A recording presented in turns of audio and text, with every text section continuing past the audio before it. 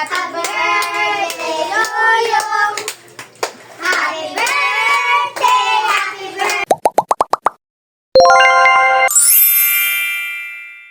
Hello everyone! Welcome ulit sa another mini vlog. Maaga kami nagising nito nung Sunday kasi magsisimba kami.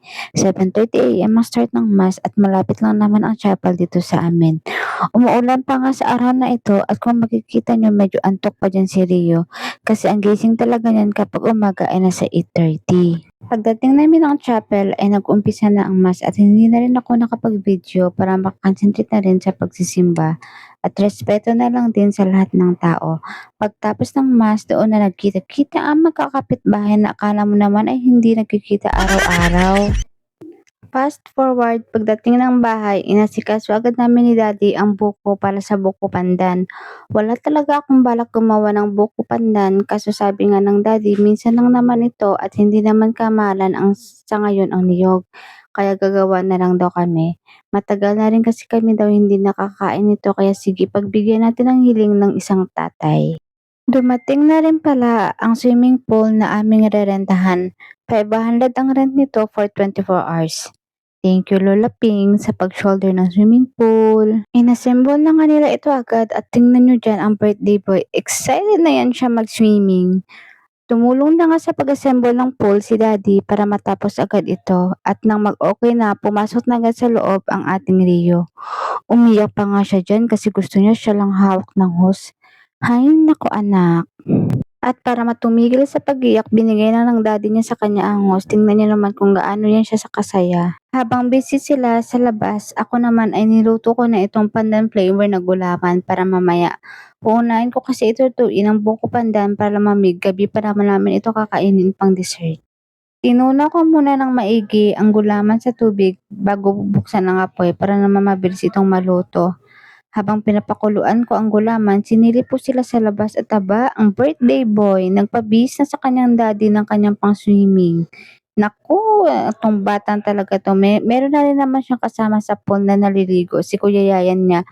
At maya-maya naman, ay dumarating na rin si Ate Tep-Tep niya. Niloloko pa nga siya dyan ni daddy, bakit daw hindi siya nag-swim, nag-swimming attire. Hindi na rin kasi umuulan sa mga oras na yan, kaya sayang-saya ang mga bata. Hindi pa yan sila diyang kumpleto na magkakapitbahay ng mga bata. Maya-maya pa siguro ang iba. Binalikan ko ang niluto kong gulaman at nung mag-okay na ito, nilagay ko na sa lagayan at hintayin na lang na lumamig. Umalis kami muna ni Daddy saglit kasi may mga hindi kami nabili nung nakaraan kami ng grocery. Nagbabadya kasi muna kami at kung may mga kulang man ay sa subdivision na lang namin bilhin. Dinagdagan na ng Daddy ang kanyang pang sopas kasi baka daw mabitin. Mas okay na daw na sumobra kaysa naman sa kumulang. After namin makabili ng ibang ingredients, dumiretso naman kami sa bilihan ng mga gulay.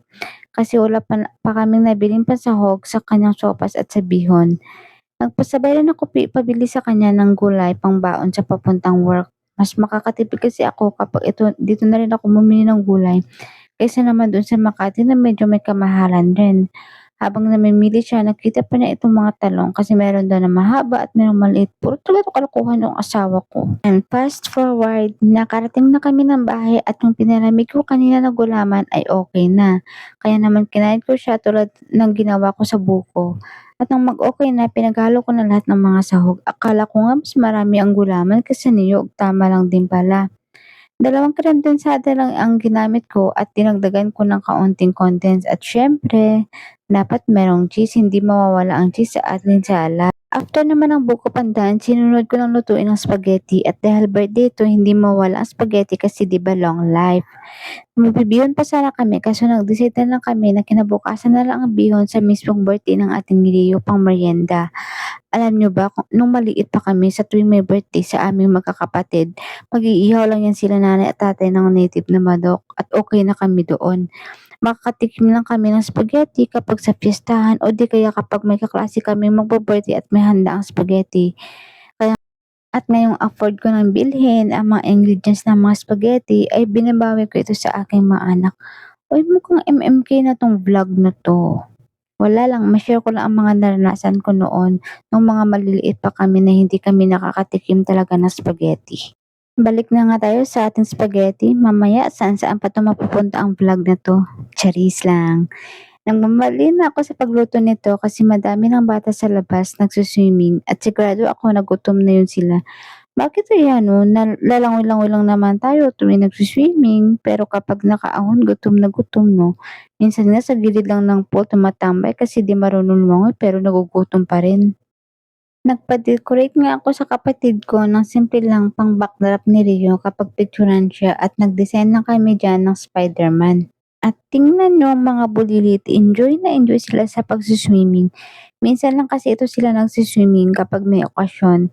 At kaya rin in-advance namin ng one day ang celebration ng birthday ni Rio kasi may mga pasok na rin ang mga bata at ako. Monday kasi talaga ang birthday ni Rio at yun ay September 16. Pinaahon ko lang sila saglit dahil kakantahan na nila si Rio. Happy birthday to you. Happy birthday, happy birthday. Video dyan.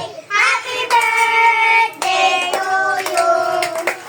Happy birthday to you. Happy birthday to you. Happy birthday, happy birthday. After naman nila kantahan si Rio ng happy birthday ay kumain na kami at bandang mga 4 p.m. ng hapon ay nag-umpisa na sila daddy magluto ng panghapunan. Tinuguan at nilagang pata ng baboy na may puso ng saging ang aming ulam at salamat Lord kasi sa buong araw po talaga na hindi umulan.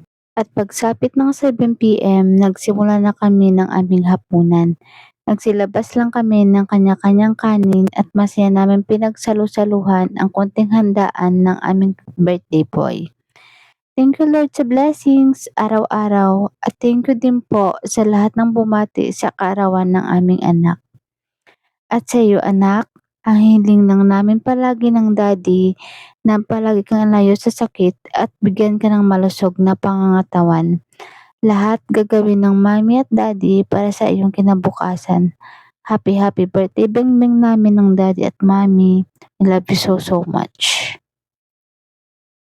And thank you guys for watching.